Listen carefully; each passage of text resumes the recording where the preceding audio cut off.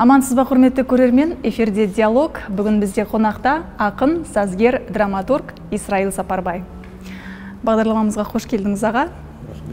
Ақынның өзінің, ең бақытты ақынның өзінің әлемі болу керек деген сіздің сөзіңіз бар, иә? Ақын ретінде сіз бақытсыз ба? Алдымен осыдан бастасақ.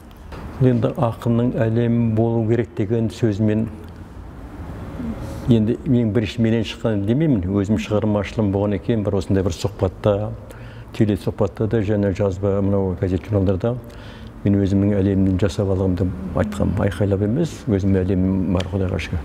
Ал енді шығармашылық адамның ең құрғанда өзінің микро әлемін жасап алу керек.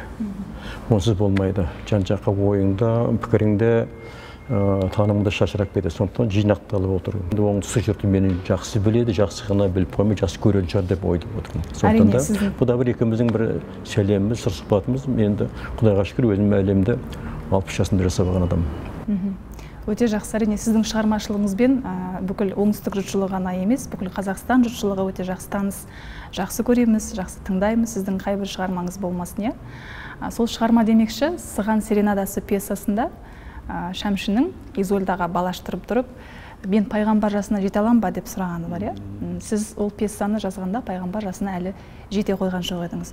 Жалпы шығармашылық адам үшін жас мөлшері шарттылық па, қалай ойлайсыз? Ол енді жалпы бәріміз пендеміз ғой. Ақын болайық, сазгер болайық, тіптен патша болайық, бәріміз пендеміз. Алланың жаратқан пендеміз. Сондықтан да әр адамның үлкенді, кішілі, мына тіршілікте өзінің алатын орны бар. Сосын өмірден көзқарасы бар. Ол менмін деген мен осындаймын. Мен Гүлсарамын, мен Исраилмін деген сияқты өзіндік мені бар, өзіндік болмыс бар, өмірден көзқарасы. Сондықтан да ал енді ақын болу деген оңаймысың қарағым деп төлеген бауырымыз айтты, ол ақындық тағдырды сен оны қалап алмайсың, оны оқып алмайсың. Ол стихиялы түрде, ол стихиялы деген тұрған ол кездейсоқ емес, ол атамыздың қалған генді қандық болмыс қой. Сол жағы Құдайға шүкір, енді мен енді толық мәнінде дәл қазір өзімді қазақ халқының бір ақыным деп есептеймін. Ол ірі боламын ба, ұсақ боламын ба, басқа боламын, оның бір тарих біледі, уақыт біледі, және қазақ деген халық біледі. Сондықтан бұл арада, мысалы, Құдайға шүкір, енді жаңа өзің дұрыс айтып отырсың, ақында адам заттан дос болмайды деп Мағжан айтқан. Дос болмайды деген осы бір ауыз сөзге үңілсеңіз, сонда қалай? Ақынға бәрі дұшпан ба? Неге ол ақынға мысалы адамзат дос болмайды деген сөз? Ол ақынның тағдыры неғайбыл тағдыры. Ол мана өзінің өмір сүріп жатқан ортасына риза болмауы мүмкін. Тіптен өзіне өзі риза болмауы мүмкін. Әуел өзің тауып, өзің зеп таппай жатып, дос табу, жолдас табу өте қиын. Соның өзінде де сен сол досың болса, жолдасың болса, сен жасаған жақсылықты ол мен ақын болып қайыра аламын ба, алмаймын ба? Әңгіме сонда. Көбінесе сен дос деген өзі қас болып кетеді. Көрдіңіз бе? Адамдардың бір-бірін тоғысуы, тіптен осы ғашық болып, махаббат болып үйленген қыз бен жігіттің өзінде былайша екі белес болады екен мысалы. Алғашқы үйленген кейін қаншама махаббат ғашық болып үйленгенің, той жасап үйленгенің өзінде де жұртты жинап сүйіншіріп. 3 жылдан кейін бір сын болады, белес болады екен. 3 жылдың ішінде олар бір-бірін толық түсінеді. Толық түсінеді. Сондықтан сол егер түсіне алмаған жағдайда екеуінің арасында сынақ жүгіреді. Түсінбейді бір-бірін. Бірге жатады, бірге тұрады, бірақ бір-біріне деген баяғы алпышпа сезім. Бұл 3 жылдан кейін бір қатер болады екен. Ол заңдылық түрде. Бұл мен айтып отырған қарапайым пенденің, жай пенденің басындағы жағдай, отбасын құрған. Ал енді ақын әлемі деген сөз айттым ғой. Мен енді өзімді әлемі жасап алу үшін қаншама тер төктім. Сонау өмірге келгеннен бастап 7 жасқа бар кезең кезінде, тіптен үйленбей тұрған кезінде мен өзім ақынды сезгеннен кейін жауапкершілік болады. Ал ақынның тағдыры деген ол кейде ойлаймын, ол азапты тағдыр. Сол бір жауапкершілікті қанша жасыңызда сездіңіз? Жауапкершілікті мен енді баяғы бозбалалық кезде емес, студент кездің өзінде емес. Студент кездің өзінде мұным өзіміз пединститутта оқығанмын.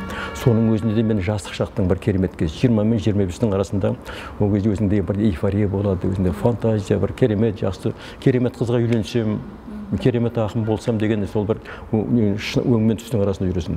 Ол кезде басың оншалықты қара бұлт төнбейді. Ал үйленгеннен кейін бар болады. Неге мен үйленгенмін деп отқан себебім сол. Бірақ кейбірде соны қаймығып жүреді. кейбіреулер ертерек үйленгісі келеді. Міне осындай кезде адамның жеке пенденің ақыл парасаты, өмірге оймен қарауы, таза сезіммен қарауы сондай кезде қалыптасады. Сондықтан мысалы мен 1 жастан 30 жасқа дейін қарата бұл өмірдің зіл салмағын, қайғысын, қуанышын толық сезіне алмайсыз. Қашан отбасын құрып ошақ қиынға сол кезде өмірдің тауқыметі, қиыншылығы, азабы, рахаты қоса қабаттасып жатады. Махаббат дегеннен шығады, сізді жалпы осы әдебиет әлемінде болсын, махаббат тақырыбын шыңына керемет жеткізіп жырлайтын ақын деп жұртшылық мойындап жатады. Енді махаббат тақырыбын қозғау үшін де адамға үлкен жүрек керек қой. Өте дұрыс айтып отырсың жаным. Сіздің осы шығармашылық бағытта сондай кең жүректілік, махаббат сезіміне деген сондай бір керемет құштарлық қайдан пайда болды? Музаңыз бар шығар мүмкін? Енді мен осы сұрақтан қарап отырып, мысалы мен Гүлсара оқиды деп өзіме риза болдым. Өйткені ақындық табиғат дейміз ғой, ақындық тағдыры. Бірақ соның ішінде өзінің табиғатыңа, өмірге деген көзқарасыңа, өзінің жүрегің не дейді, сезім талдық. Біреуде мысалы парасаттылық, ақыл парасат, биік, о бастан солай болды. Біреуде мына эмоциялық, таза сезім, періште сезім болады. Міне осындай жағдайда ол бөлінеді мысалы. Құдайға шүкір бұл қазақта енді біз әдетте алып кеткенде екінің бірі ақын, қазақ халқы ақын ба дейді. Бізде кейде осы қазақ халқы ақын, бәріміз ақынбыз деген сөз мен соған келіспеймін. Ақын, батыр, пенде болу керек мысалы. Мысалы бір тойда да қойда да кейде өлең ақынның да ақыны бар дейсіз ғой. Әрине солай баға. Оны мен мысалы ақындардың барлығы мысалы өзім мықтымды санау мүмкін. Бірақ оны уақыт, сосын жаңағы халық, оқитын халық мысалы білу керек. Сосын өзі менмен де байқайлай бермесе ол ақын емес ақымақ болып шығады ғой. Сондықтан бұл арада мысалы менің жаңа айтып отырсың ғой, сұрағыңа көшсек, енді махаббат шайыры дейді мысалда, махаббат лирикасы дейді. Ал мен айтам, бұл мен үшін де жалпы ақындар үшін жаңалық емес. Айтып отырмын ғой, мына ойыңыз, парасатыңыз, ақыл парасатыңыз толысқан кезде, содан кейін оның үстіне сен өмірге бір сүйіспеншілік пен махаббатпен қарайсың мысалда. Махаббатын жоғалтып алғандар өте көп, Мұхтар айтқандай мысалда. Бірақ махаббатын жоғалтып алу нағыз мүгедек, нағыз кедей сол. Құдай одан сақтасын. Онда ұшқарға айтуға да болмайды, махаббаты жоқ деп айтуға болмайды. Бәрібір анаға деген махаббат бар, адамға деген, табиғатқа деген махаббат қалады. Сондықтан да мысалы Абайда мынандай сөз бар. Махаббат пен ғашықтық ол екі жол дейді. Махаббат, ғашықтық пен ол екі жол дейді өлеңде. Мен көрдім осының бір өзінде ол анау Абай екеуміздің арамызда әңгімені айтып қойған. Бір ауыз сөз айтқан. Демек махаббат бір басқа, ғашықтық мысалы екеуміздің арамызда қыз бен жігіттің арасында ғашықтық. Ол екі жол дейді. Екі жақ. Ал махаббат деген ол ауқымы кең мысалда. Сондықтан маған махаббат шайыры деген атақ берді осыдан 5 жыл бір мынау Алматыда ұлттық университетте кездесу өткізген екен. Мен соған лайықты болған шығармын. Болмысым, табиғатым ол үшін бір адамның табиғаты солай болып тұр. Ол ғұлама болып тұруы мүмкін, ғалым болып тұруы. Ал мен мына жағына жалпы қазақ деген халықтың ішкі жан дүниесі қандай? Ішкі жан дүниені таразыға бағып, алтын емес, күміс емес қой. Оның сөзіне, болмысына, жүріс-тұрысына, этика, эстетикаға байланысты соның өзі қалыптасады мінекей. Мен демек, мен тек қана ең басты мен қазақ деген халыққа қараймын. Сын көзбен қараймын мысалы. Қыз болсын, жігіт болсын, сын көзбен қараймын да, соның ішкі дүниесін білуге тырысамын. Көбінесе біліп қоямын. Сенің көзіңе қарап, бет жүзіңе қарап, жымиыңа, шашыңа қарап тұрмын. Гүлсара осындай шамалағанда мен 100% мен құдай емеспін, ғалым емеспін, бірақ 60-70-80% сен сезем білем, көбінесе қателеспеймін. Демек менде бір осы тұрған сүйіспеншілік, қыздың көркі, сұлулығы, өмірдің сұлулығы жайында менде бір қалыптасқан бір өзінше бір қалыптасып үлгерген бір таным бар, таным. Оған енді ол танымды мысалы ең бірінші мен қазақ қыздарын жақсы көретін талайды айтып жүрмін. Сұлулық дүниесі мысалы, кірпияздылық, нәзік дүниесі. Ал енді жігіттерден гөрі әрине қыз балада. Хауананың ұрпағысындар. Сондықтан қыз неғұрлым жаңағы жан дүниесі таза, нәзік, сұлу болса, анау беткі шырай ол баланы бер. Бірақ ішкі сенің жан дүниең қалай сұлу ма? Көбінесе біз жігіттердің қателесіп жататын себебі сол алдап қалады да. Сыртқы сұлу. Ішіне емес, сыртына көп мән береді. Ол үшін сен сезімтал болуың керек. Сезімтал болып жаратылуың керек. Қыз да солай. Сондықтан да Абайдың айтқанда махаббатпен жаратқан адамзат деген осы. Егер адам ата Хауана бір-біріне ғашық болмаса, солай ұрпақ өндірмесе, махаббат ғашықпын деп отырған сол. адам ата мен Хауа бір-біріне ғашық болған, содан адамымыз ұрпағы тарап отыр ғой. Соның үшін бізден қазақ деген халықпыз бар мысалы. Сондықтан да бұл өте бұл бір докторлық диссертация қорғайтын бір ғылыми бір трактат, ғылыми өлшем емес. Ол үшін адам бойындағы сана сезімге байланысты. Неғұрлым эмоциялық, ол эмоцияң сенің ақыл парасатымен қосылған кезде ол сонда гармония болады, үйлесім болады. Мен Құдай қаласа мен сол көзбен қараймын. Мысалы, ұшқалақтық емес, бірақ қателеспеймін. Қателесем де болатын бір. Мысалы, мен сені қазір мен сипаттап бере аламын, мысалы. Айта қойыңызшы.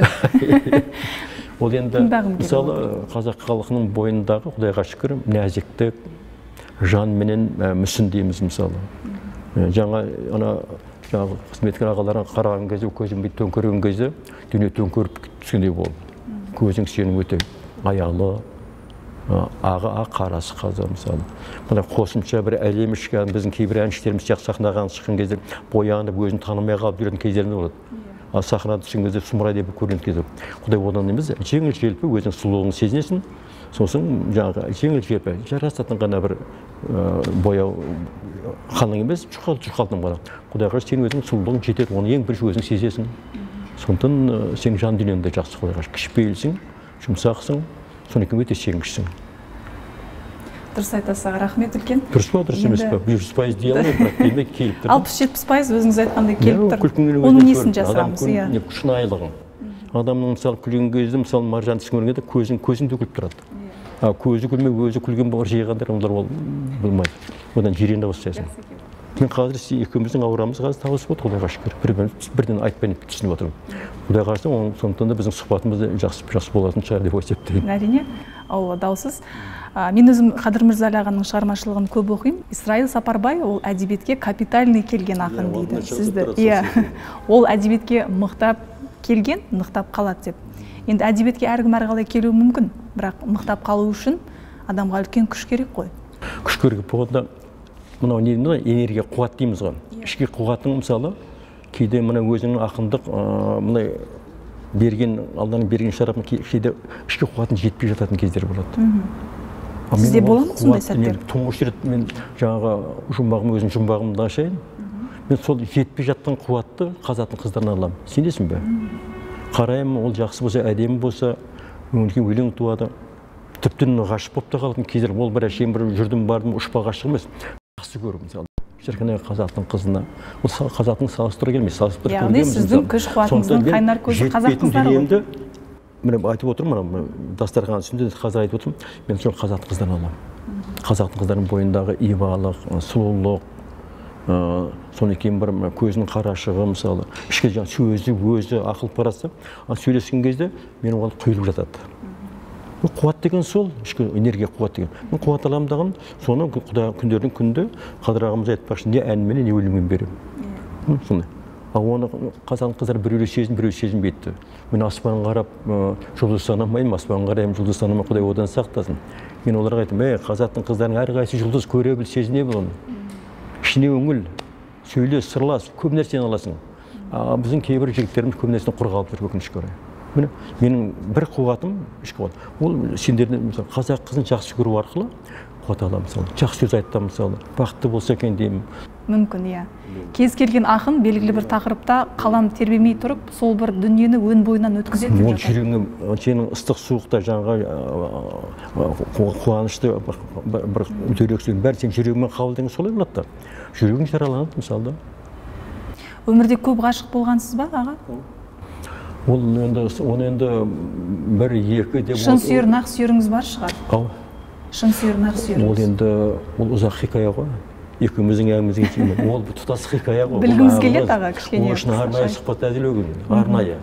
Мысалы, мына өте сұрақ қойып отырсың. Мысалы, ең бірінші журналист, мысалы, ақыннан, эпси жазушыдан, қаламгерден оны алған кезде ол өте жақсы білу керек. Сен мен біліп отырсың, мысалы, ал онсыз әңгіме шықпайды. Жасанды, мен мақтануым мүмкін, өлең оқып беруім мүмкін, ойбай осындай, мен мынау жүрегім нәзік. Нәзік та. Соны дөп басып, таңдаған журналистің басқа сұрақ қоймайтын, осыны кеулей түседі. Мен табиғатым аша түседі. Сіз енді драматургия саласында да қалам тербейсіз ғой, көптеген пьесаларыңыз театр сахнасында сахналанады. Сол кезде өзіңіз бір сырттай көрермен ретінде қарап отырып, бір әттеген-ай дейтін тұстарыңыз бола ма? Сен Гүлсара, сенің өзің өте бір көңілің көлпар, бәрін аз емес көп деп айтады екенсің. Ал драматургия саласында менің әттеңгейлерім өте көп. Әттеңгейлерім өте көп. Мен мысалы мынау тұтас мынау қара шаңыраққа қазір осы қара шаңырақта отырмыз ғой. Мен ренжімеймін, бірақ ең тағдырым солай. Жазған дүнием енді бүгін жазсам ертең жаңа сахнаға қойылып жатса деген арман оны орындалмайтын алма білем. Ол бір драмалық шығарма жазу үшін мен қаншама азапқа түсемін. Қаншама мехнат ол. Бір жазғанымды 4-5 өңдеп жөндейтін кезім бар. Ертең күні сахнаға шыққан кезде көрермен көрген кезде ойбай мына ер қалып қойыпты. Міне дұрыс емес екен деп қалмау үшін, өкініп қалмау үшін. Оның бәрі маған таяқ болып дейді. Сондықтан қараймын, жан-жақты қараймын. Әбден иығандау деген кезде, пістау деген кезде барып сахнаға беремін. Неге? Театрға беремін. Бірақ өкінішке орай соншалықты жылдар бойы азаптан тер төгіп, азаптан қайта жазған дүние сол тартпайда жатады да. Театрдың жаңағы директорының, көркемдік жетекшісінің мен ашығын айтамын. Соған көзім жетті. Қай театрды алсаңыз да, бүгін беріскен пьесаңызды бір жылдан кейін не жоқ, аты жоқ, түз жоқ. Мен қара шаңырағында олдағы мен кез келген мысалы режиссерға айта аламын. Кім Әшірбек Саға айтып өткен екен. Айтып өткен ол кісі. Мен соны қарап отырып, кітабын оқып отырып, таң қалдым. Қалай бұрын айтып қойған деп та. Былай дейді, қазақ режиссурасы дейді, қазақ драматургтеріне қарыздар дейді. Бір ауыз сөзбен қазақ режиссурасы, қазақ драматургиясының жұлдызын көсегін көгертпей жатыр дейді. Ол әбден көзі жеткен, ол театр әйбет мысалы. Бүкіл ғұмыр театрының үстіне оңғыршыңға деймін. Ал ол айтса демек, бұлда бір ерінші бар деген сөз айтып кетті. Демек көрдіңіз бе, қазақ режиссурасы дейді. Ол мына академия театрының бәрін алайық. Қазақ драматургиясында қарыздар деген сөз түсінікті ғой ары қарай. Ал соны біздің жаңағы театрның директорлары, режиссерлері соны сезіне ме? Мынау Әшекең қалай айтып отыр? Демек, шындық па, басқа ма? Айтсын. Мен де сол пікірдемін.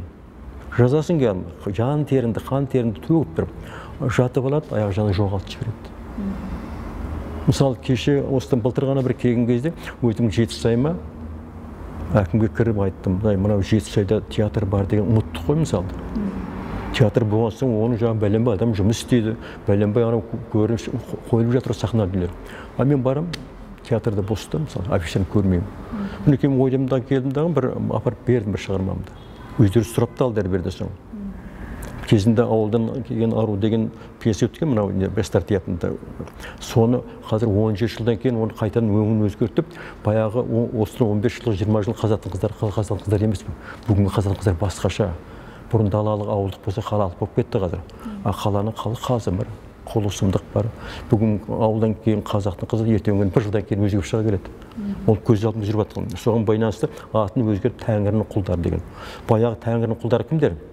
Жаңағы сізден себепсіз жетім қалған балдар. Тастанды балдар мысалы. Міне жүрегін ең бірінші осы ауыртады. Мысалы, олардың жұмақ жаңағы пеште сипат балдарында көшеде қалды деген сұмдық қой бұл. Соны бұлар өздері сұрап алды. Өткен жылы шақырды мені. Мен көңіліме толмадым. Ол ана театрдың мынау жалпы көркемдік несі жиегі жетпей жатыр ма? Әйтпесе режиссердің, әйтпесе директордан ба, ол жағын біле алмадым. Оны кейін мен көрдім. Көрген соң өзім қанағаттанбадым. Оны айттым да. Мен осында бір 4-5 күн қалайын.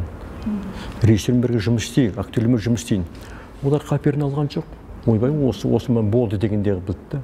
Енді оны біз қалай тыңдата аламыз? Мен түсінбеймін. Мен өзім үйім бар, мен осында жатайын. Бірақ мен өзім бір биігіне жеткізейік деп директор да, режиссер да қаперін алған жоқ. Өкінішті. Қазір енді қойылып жатыр ма, жоқ алынып тасталды ма, тіпті мен одан қаламақыда мысалы сұрауыма хақым бар. Оның еңбек ғой менің. Ол жағынан да ашық айтам, директор кәдімгі өзінің қалтасын шығарғанда сөйтіп отыр да. Пендешіл бейшаралық ол деймін мысалы да. Сіздің аға заман туралы айтқан өлеңіңіз бар ғой. Жақсысы атылған заман, жаманы сатылған заман. Еркегі қатыннан жаман, қатыны шатылған заман деп. Енді ашыда болса шындық. Иә, ашыда болса шындық. Қазір адам өзгерді ме, әлде заман өзгерді ме? Не ғой? Бұл жайында баяғы абыздардың, ақындардың айтып кеткен. Абайдың ар жағындағы зар заман ақындар айтып кеткен, қайтудың қажеті жоқ. Заман дейді, замана дейді да. Оны Абайда айтқан. Адамда заман илейді деп айтқан жері бар ғой. Сондықтан да заманды біз ол заманды Алла жасамайды, адам жасайды. Қауымдастық, жұрт, ел жұрт жасайды. Міне көріңіз ғой, мысалы, дәл қазір мысалы 27 жыл болды ғой. Біз осы тәуелсіздік алғалы бері өзімізді бақытты санаймыз ба, айтшы? Мына менің мемлекетім, менің халқым, мына қазақ деген тәуелсіз халық, бақытты деп айта аласың ба? Ауызда отырып. Айта алмайсың, ішіңде қалады. Анағанда еліктеп, мынағанда соңына ере берсең, сенің ұстанымың жоқ болады. Міне принцип деген сол. Менің позициям сол, табанды. Тәуелсіздік алдық па? Енді Аллаға мыңда бір шүкір, алдық. Арманда кеткен арыстарымыз бар. Осы шындықты айтамын деп опық жеп қалған кездеріңіз көп бола ма өмірде? Жоқ, мен одан мен ешкімден қорықпаймын. Бірақ алады, мен айтқан, бірақ аладан қорқамын. Басқасы, патша келеді, кетеді, әкімім жүр ғой, мысалы. Сөйлесем бір 15 әңгімесем, шынымен оқып қоямын. Оған екінші мен әкімге жоламаймын, мысалы. Ол кіргеннен кірмегеннен бәрі, оны мен оқып қойсам, мысалы. Демек, менің өзім уақытым өзіме әрең-әрең қиып жүрген адамым. Сондықтан ол өкінесің, өкінген емес, қайғырасың. Мен бүгінгі болмысым, қазақтың болмысына қайғырамын, сенесің бе? Сіздің әндеріңізді еліміздегі Мұзар тобынан бастап, көптеген белгілі жақсы әншілеріміз орындайды, сұрап алады. Енді қазіргі бүгінгі буынның жас әншілері қолқа салатындар бар ма сіздің? Жоқ, бұлар мен бар ма? Ән жазып берсеңіз, сөз жазып берсеңіз. Менің әндерімді анауды айтып жатыр, мынауды айтып бар деп айта алмаймын. Санаулы ғана адамдар бар, иә? Санаулы болғанда да олар да көбінесе менің жаңағы сөзіме жазылған таңдамалы әндерді айтады. Жаңа өзің айтқан Мұзарт бар ғой. Маған келіп айтпай, мені шақырып, аға осы бір сіздің әніңізді орындайықшы. Әнде сөздің біреу айтқан емес, мысалы. Ешқайсы айтқан емес. Не екенін содан сұра. Ана Мейрамбектен сұра, Сәкеннен сұра, Кенжебектен сұра. Не екенін мен түсінбеймін осыған. Сол кездің өзі. Мен мысалы жаңа бір тамшы көзінде жасында айтады, мысалы. Қоштасуын қиын айтады. Ол менікі емес, Алтынбекті қой. Менікі жарым жартылай. Алтынбек Қоразбаевтың өзі осы күні деді. Мен Сырайлы ағамен осы шығармашылық қатынасы болған өзім бақытты сездім дейді. Менің ең таңдаулы әндерім Сырайлы ағаның сөзіме жазылған дейді. Маған осы еді. Бірақ менің өзім төл әндерім бар ғой, Құдайға шүкір. Отбасы ол да бір сіздің әлеміңіз, иә? Ол да әлемі. Сіз ақындық өз әлеміңіз бар. Отбасы да бір әлем дейміз. Сол екеуінің ортасындағы бір алтын көпірді сақтап қала алдыңыз ба? Мен алтын көпір өзім қойым соны. Өзім қойым. Солар ұстап отқан, соның бәрін жаңағы алтын көпір, алтын қазық мысалы. Кейде бір-біріне килігіп кетпейді ме деген сұрақ? Қазақтан сөз артылмаған мысалы, еркек үйдің азығы, әйел үйдің қазығы дейді. Ал сол қазық қағылмай болмайды ғой. Ол қаншама қиналды Құдайым. Ол Шымкентте мен 15 жыл пәтерсіз үйсіз отыр. 15 жылдың ішінде 14 пәтерде жүргенбіз. Кішкентайымыз бар, көрмеген қиыншылығым жоқ. Азапты көрдім. Бірақ отбасының отағасы болған екен, бәрін өзім көтеріп алдым. Шымкенттен Алматыға көштім. Жетісайдан Шымкентке келдім. Мен ағаларым, ағайындарым айтады екен, осы Сырайлыдан бірдеңе шығады, Құдағасы бастық болады. Ең құрған ауданның әкімі болады деп. Кейін олар менің өкпеледі, ренжіді. Ой, сен бір бастық, сенің бір шарапатын жасыл көремісің, сен айдалға қам, Шымкент, оны Алматы кеттім. Кейін барып түсінді мен. Қазір қуанады, ойбай, біздің істеріміз бар деп жейді. Олар менің бастық болғысы келеді екен. Көрдіңіз бе? Пендешілік қой енді. Сондықтан да Құдайға шүкір, ол бастық болып оп-оңай. Әкім бола алмаймын. Тіпті министр, бірақ оның түкке керек жоқ. Алланың берген аманатын орындауым керек. Ол не? Алладан алған дүниемді, ол ән бола ма, драматургия бола ма, сөз бола ма, сұхбат бола ма, өлең бола ма, халыққа беруім керек. Мен ең басты мақсатым, аманатым, миссиям сол жан.